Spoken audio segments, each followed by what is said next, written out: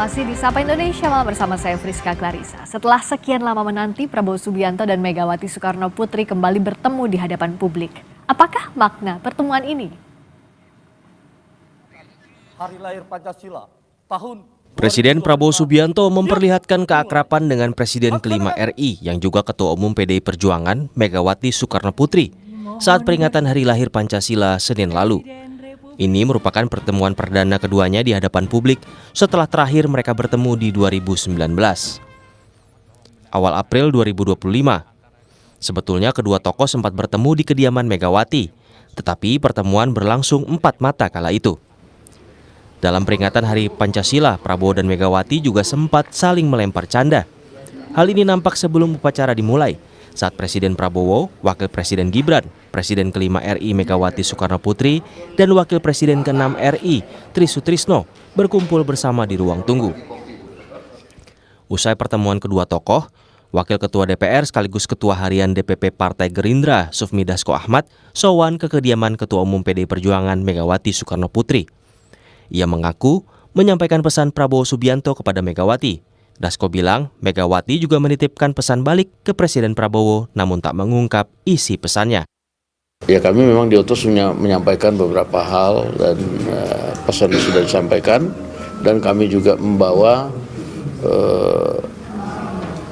pesanan balik dari Ibu Mega ke Pak Prabowo, demikian. Pesan apa yang Pak Prabowo mau disampaikan sama Bang Dasko kepada Bu Mega?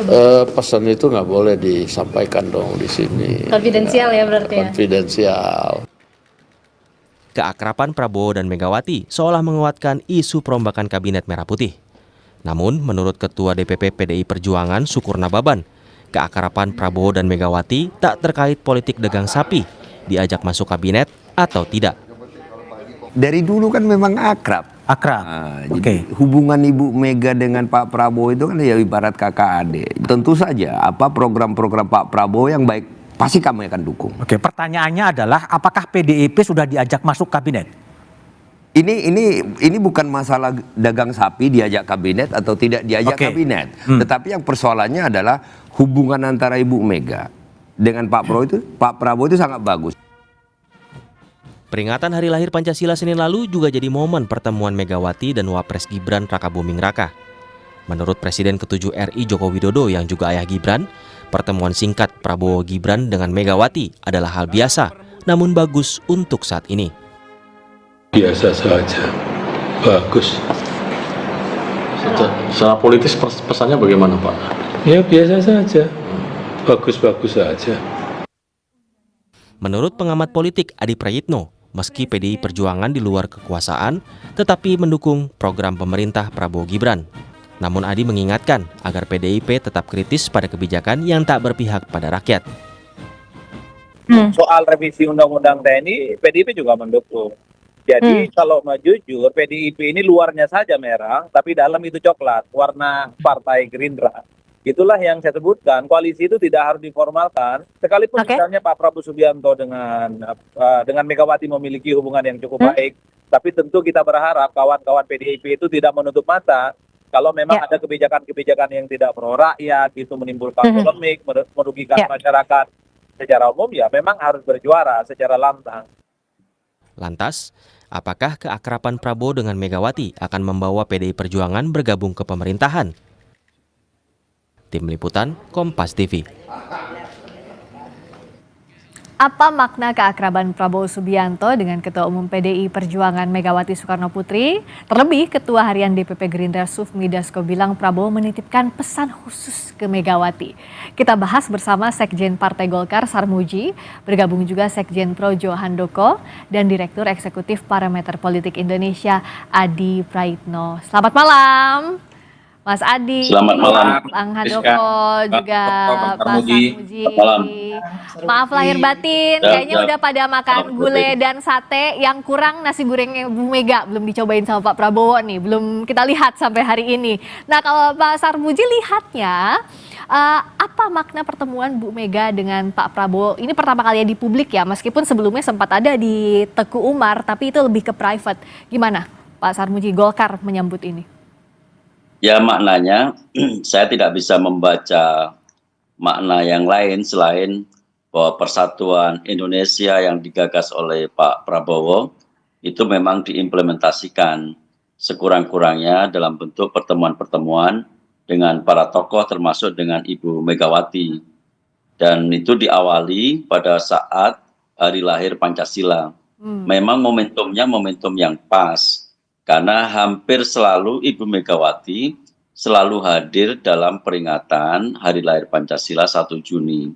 Jadi kalau kemarin Ibu Megawati nggak hadir, justru aneh. Kenapa kok nggak hadir? Padahal tahun-tahun sebelumnya selalu hadir, karena ini bukan saja menyangkut sesuatu yang penting bagi negara, tetapi bagi Ibu Megawati sendiri ini sesuatu yang punya ikatan historis, bahkan punya ikatan emosional hari lahir Pancasila. Jadi saya tidak heran kalau Ibu Megawati hadir lalu bercanda dengan Pak Prabowo, ya karena momentumnya pas banget. Apa gitu. Golkar lihat Justru ini kalau, ada momen ajakan juga secara tidak langsung pelan-pelan PDIP buat gabung ke koalisi? kalau ajakan ke koalisi yang tahu hanya Pak Prabowo ya, Pak Presiden, dan itu saya serahkan kepada Pak Presiden apakah Ibu Megawati bersama PDI Perjuangan diajak bergabung atau tidak. Itu wewenang sepenuhnya Presiden. Bagi kami baik-baik saja, bergabung baik, tidak bergabung juga tidak kurang baiknya. Bergabung akan memperkuat koalisi, dukungan pada pemerintah akan semakin kuat. Tidak bergabung kita harapkan ada check and balances yang lebih signifikan, meskipun sekarang kalau komentar-komentarnya Pak Adi Prayitno, nggak gabung juga dukung-dukung aja kok, nggak ada yang berbeda. Tapi itu pasti akan lebih kuat andaikan bergabung dalam kabinet koalisi Merah Putih. Nggak bergabung juga baik untuk bangsa dan negara. Ya udah kita tanyain ke Mas Adi. Tadi kan sebelumnya di tayangan Mas Adi bilang PDIP ini luarnya merah tapi dalamnya tuh Gerindra. Apa ini terlihat juga dari pertemuan Bu Mega dan Pak Prabowo kemarin di hari lahir Pancasila? Ya, saya kira pertemuan kemarin kan adalah sebagai penegas secara personal hubungan Prabowo dengan Megawati sedang baik-baik saja. Tidak seperti yang dipersepsikan publik ada tembok tebal yang tidak bisa mempertemukan antara kedua tokoh ini. Yang publik tahu itu adalah bahwa itu, makanya tidak mengherankan ketika ada pertemuan, acara formal terkait dengan hari lahir Pancasila, ini kan menjadi berita yang menurut saya cukup ramai dan signifikan. Tapi yang menarik belakangan kan ketika dirumorkan soal kemungkinan ajakan PDIP akan diajak menjadi bagian dari koalisinya Prabowo.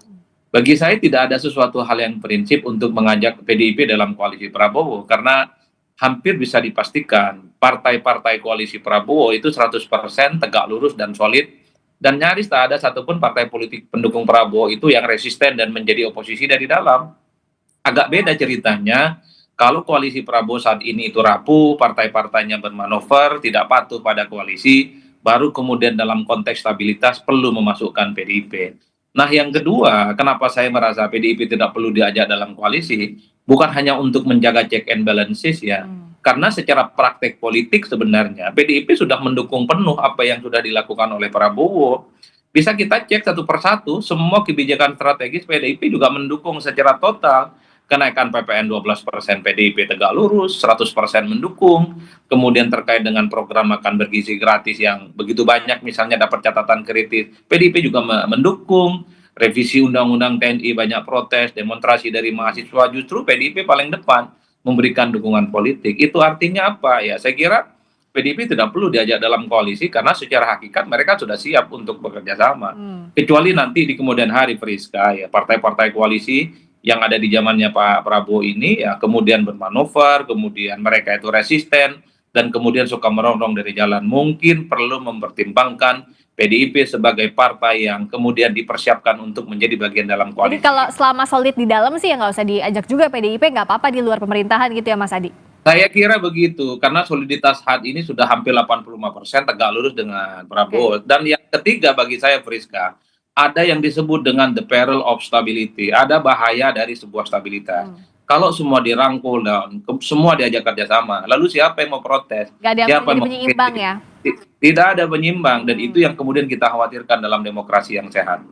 Oke, jadi kalau bicara soal PDIP nggak perlulah ada di dalam pemerintahan semuanya diajak ya. Tapi kalau dari Projo, kan banyak juga yang bilang bahwa Bu Mega ketemu Pak Prabowo, ini bisa jadi malah jadi ada jarak atau tidak dengan Pak Jokowi yang beberapa waktu terakhir, terutama sejak Pilpres, terlihat menjaga jarak dengan Bu Mega. Tampaknya belum ada pertemuan akrab antara keduanya. Gimana Projo lihat ini?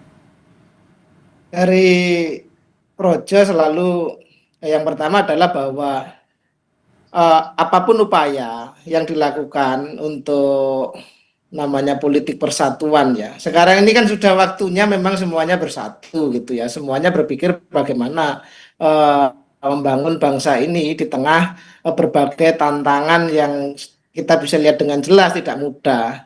Jadi politik persatuan semacam ini memang perlu dikedepankan. Yang kedua, ini juga menunjukkan bahwa seharusnya kita senang memiliki Presiden Pak Prabowo yang mampu berkomunikasi dengan baik ke semua pihak, termasuk pihak yang tanda kutip oposisi karena tidak ada di dalam koalisi pemerintahan. Ini juga sesuatu yang bagus karena kita sepinginnya semuanya berada dalam koridor yang sama dalam konteks persatuan. Nah, dalam urusan dengan Pak Jokowi gitu ya, sebenarnya nggak ada masalah karena Pak Jokowi juga tidak ikut-ikutlah dalam pemerintahan Pak Prabowo ini, sehingga kemunculan di publik misalnya Pak Prabowo ketemu Bu Mega, kemudian jangan lantas logikanya kemudian dianggap itu sebagai upaya atau sebagai bentuk dari karena berkawan dengan Bu Mega kemudian tidak berkawan dengan Pak Jokowi, tidak begitu logikanya, jangan sampai mengarah ke situ.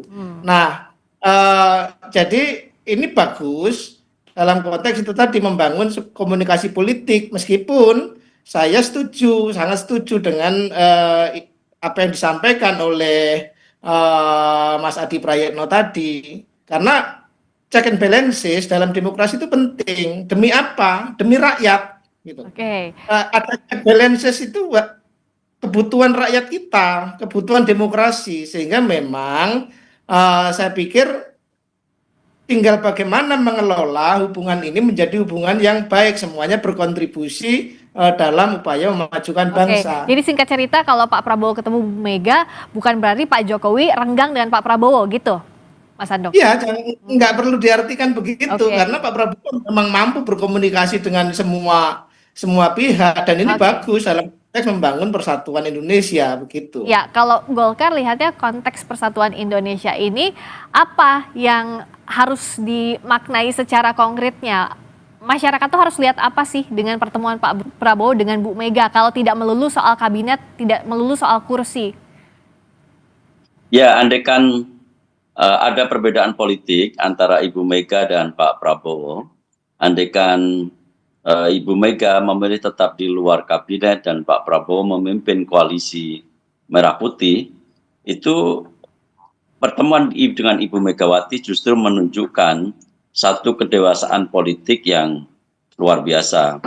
Kenapa? Karena orang yang berbeda saja masih bisa bertemu, bercengkrama, bersendagurau. Itu seperti teladan yang dulu telah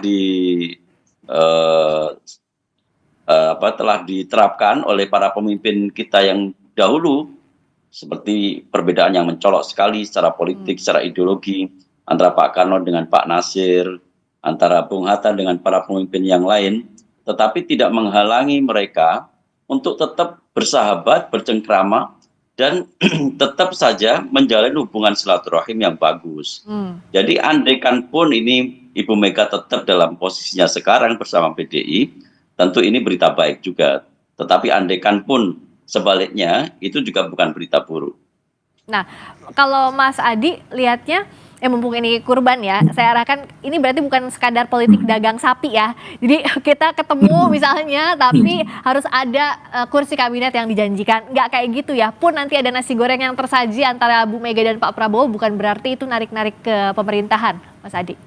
Kalau mau jujur sebenarnya, madhab politik Prabowo itu sebenarnya zero enemy dan ingin mengakumulasi begitu banyak kekuatan-kekuatan politik. Jadi wajar kalau sebenarnya di awal sebelum pembentukan kabinet, Prabowo Subianto itu kan welcome ke semua partai politik termasuk yang kalah Pilpres.